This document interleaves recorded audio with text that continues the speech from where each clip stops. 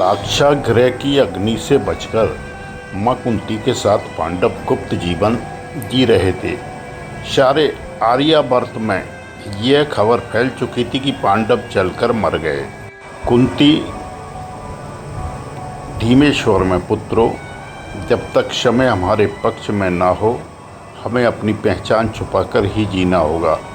भिक्षा मांगकर ब्राह्मण वेश में अर्जुन, हाँ माताजी, सत्य को छुपाना ही आज धर्म है।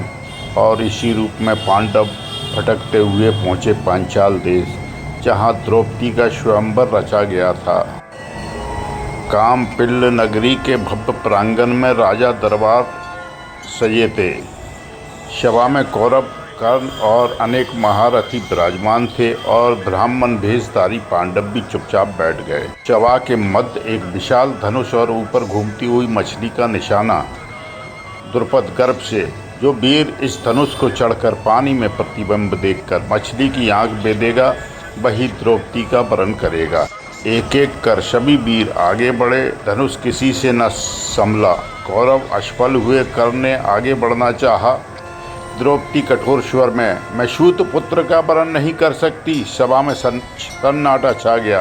कर्ण अपमानित हो लौट गए।